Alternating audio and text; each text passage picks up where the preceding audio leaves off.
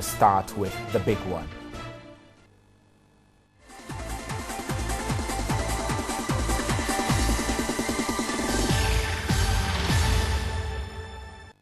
Welcome back to News at 10, and this is the big one. The Minister of Trade and Industry, Ekos Gabra, has attributed the close down of the Komenda sugar factory to lack of power supply from the electricity company of Ghana. According to the minister, modalities are being worked out to ensure that the factory gets consistent power supply from the national grid. The Komenda sugar factory was commissioned by President John Mahama on May 30. The factory is reported to have been shut down. There has been several speculations over the reasons for the shutdown barely a week after its commissioning. At the launch of the ECOWAS Industrial Summit, the sector minister, Ekos Gabra, attributed the shutdown to lack of electricity supply from ECG to the factory. Almost all industry depends on power. So if you've heard about some difficulties with the Komenda sugar factory, it's not about them closing down. The fact that they have had some difficulty with having access to direct power from the ECG and generators and transformers, we don't give them all the power they need. So it is not a fault of the factory that they have that problem. It is just the challenge we have in the power sector as a whole. But you know, factories are very unique because they must have consistent power.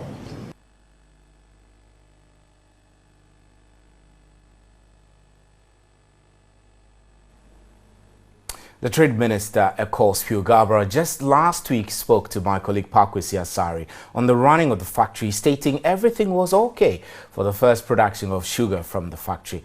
Let's take a listen. Be happy that some Ghanaians will get a job from that factory. Some Ghanaians will get jobs from the agro side in growing the sugar cane, in the cutting of the sugar cane, in the harvesting, in the tracking of the sugar cane. Some Ghanaians will get jobs on the distribution end after the sugarcane has been produced. We have about 7,000 jobs that will be created. Directly? Directly and indirectly, depending on how you define those two words. In terms of people who are in the factory, as well as those who are on the farms. At peak season, you need 1,000 people to be just cutting sugarcane. Doc, I've heard some critics. And over 100 cars. I've heard some critics, including...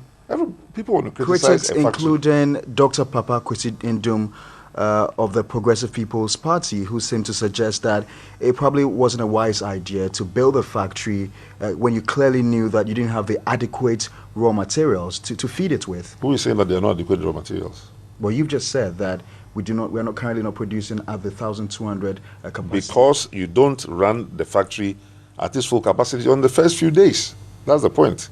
And I've told you that it's a seasonal crop. So when the season is in full season, the factory will produce at full capacity. We are very clear in our minds where we're going to get this raw materials from. There's sugarcane all over the country, from the northern sector to the western sector, to the Volta region, to the eastern region. The factory can buy sugarcane within 100 kilometers of the factory location in Komenda, within 6 hours drive, which can bring sugarcane from anywhere. If Ghanaians don't want to sell their sugarcane to the factory, then that is a choice that Ghanaians will make, because no one can be forced to sell sugarcane to the factory.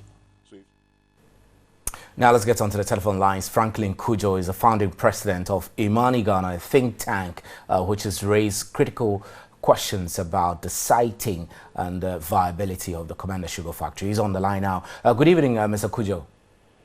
Good evening, my brother. How are you? I'm fine. Fantastic. Are you surprised at the debacle the Komenda sugar factory has found itself just a few days after it was commissioned? Well, what's the latest of the stories? The latest is that the factory has shut down because of lack of power supply from the ECG. Oh, no. Well, you see, I'm beginning to be a bit... I'm wondering whether some of the president's men are not failing him at all. Because, you see, it's one too many. These things don't engender some confidence in some of the words of the president, and it's worrying. I've reached that stage where I really don't know what to be saying about some of the ventures any government gets involved in again. Because it appears when you say it, then you will it or you wish it. But in actual fact, all we've been doing since 2014, when this whole sugar factory thing started, was to advise against this very risk. We were never against the project. We cannot be against anything that is good for Ghana. We just sat on the fringes and said, well, watch out. Do you really want to do this? Do you have everything in place? The World Bank did a project, actually did an analysis way back in the 70s and suggested that if you were going to resuscitate, that's all we put out. And we then suggested that at the capacity that you needed this work to go on, you needed about 7,000 hectares of land to grow sugarcane. Well, as it turns out, somebody advised the president, possibly wrongly, and it has turned out that the expectations have turned into wet dreams. And that's the results we are seeing. I'm a bit ashamed that just after almost a week or so, less than probably 9 days after the president commissioned this uplifting project in order to make people feel confident that jobs will be created, all of a sudden, like a Cinderella story, has become a folklore.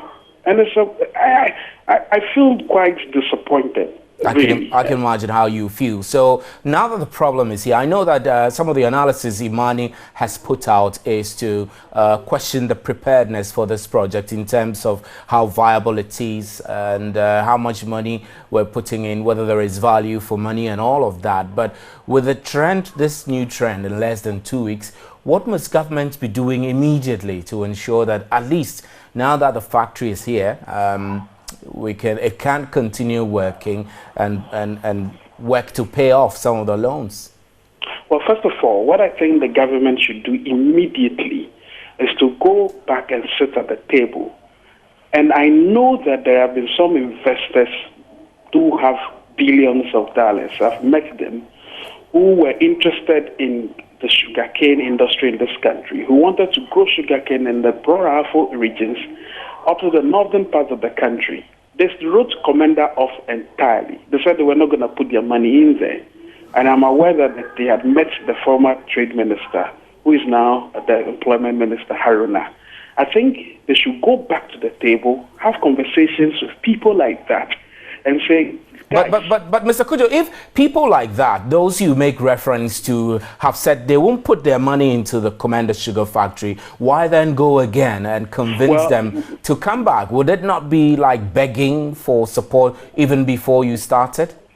Well, the people themselves did not say that we can't grow sugar in this country. They said that Komenda was a bad joke.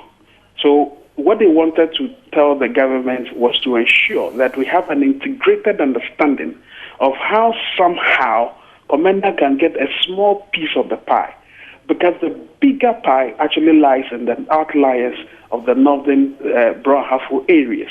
And they've done all their work. They've done all their feasibility, everything mapped out.